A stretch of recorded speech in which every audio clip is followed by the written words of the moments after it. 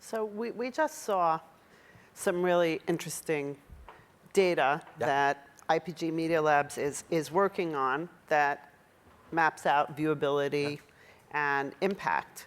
But from the perspective of the former agency guy who's been dealing with this for a long time, tell me a little bit about how you were using campaign level data and viewability together in order to explain back to clients or even within the agency to assess success. What were the KPIs? You know, there are different kinds of campaigns. Mitch showed conversions and brand, but what were you guys doing, and how was viewability baked into that as it proceeded? I mean, I think in all fairness, I don't know that it was demonstratively different than how Mitch kind of described it, but ultimately, depending on the campaign and the initiative and the KPI that it had, you know, we're looking at lots of different measures of you know, KPIs to kind of determine success, right? Viewability being amongst them, but then, you know, aligning to some degree viewability to earned media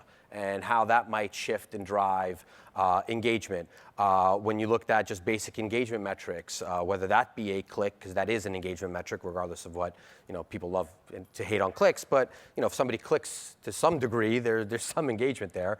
But mouse over events and everything else. I think, you know, ultimately viewability was the proxy to validate the quality of that impression, and then you're using, you know, the rest of your tactical measures to kind of prop up the value of that impression relative to the environment with which it was delivered, right? So ultimately, you know, and I'm lucky enough to be at Viacom and playing a buyer role within our organization as well, so I don't have to go too far past what I traditionally had been doing within the infrastructure of at least half of my Viacom role to kind of be able to align that thinking as well, as looking at every possible measure, including, as Mitch mentioned, the brand lift study, including the viewability measures, the brand safety measures, all the verification measures, your traditional measures, your conversion measures, and you know, incorporate that within. And again, you know, I'm also a huge proponent of where it drives, specifically for us, the social.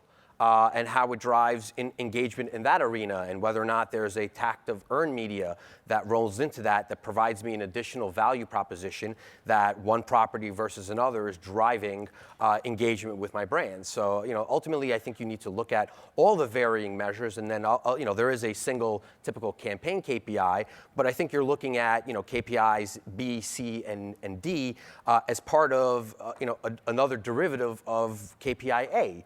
And how to determine ultimately the ultimate success factor. So just for a moment, and we will come back to ad buying and selling. Yeah.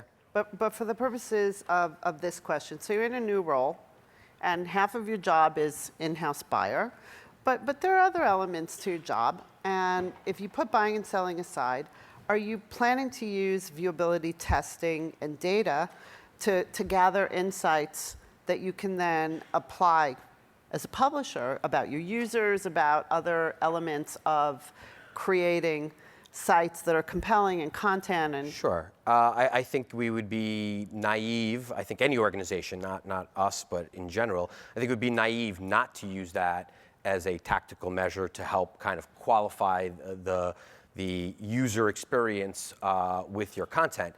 I think the ultimate goal is to use every possible bit of data that you have to derive some intelligent analysis of it. Viewability being one of those major factors, but maybe not necessarily the only factor, right? You're looking at a lot of different measures to kind of derive how your users are engaging with your content, and ultimately that should allow you to be able to create behavioral segments and profiles that ultimately can get passed back both on the selling of your content along with the buying of how you want to spread your content and information.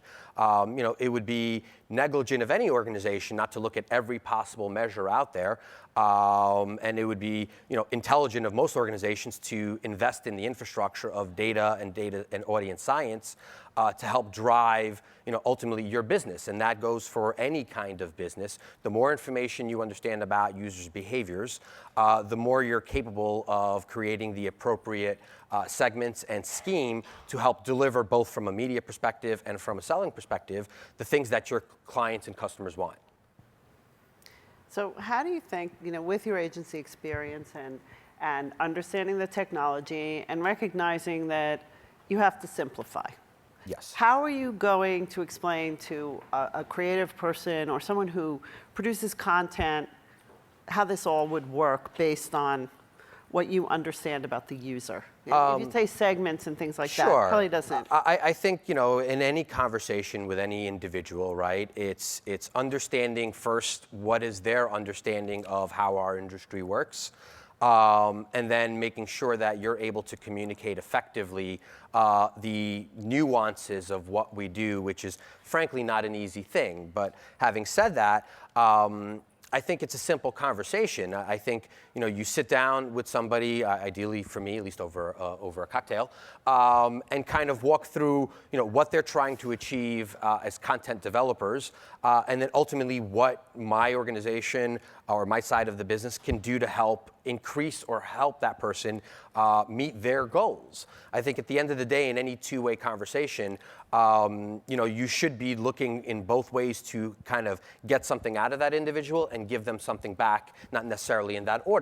So if you're looking at a two-way conversation, you should be looking at how do I help you achieve your goals and what are you trying to do and how are the things that I'm doing, the things that I'm learning, help feed into and help kind of inform you of how you can potentially develop to your content and your environment to help meet the goals that you're trying to do. At the end of the day, whether you're creating content or you're buying eyeballs, one way or the other, you're trying to have an impact to a consumer.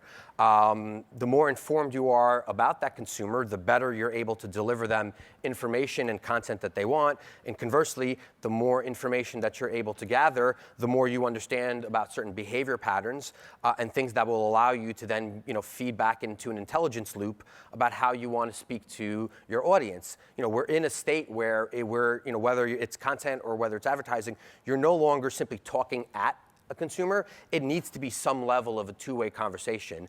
There needs to be an involvement between the person consuming content or consuming advertising and the advertiser or the content provider. And that means understanding about behaviors, understanding about patterns, and understanding about data so that you can ultimately create a better experience, which is ultimately everybody's goal.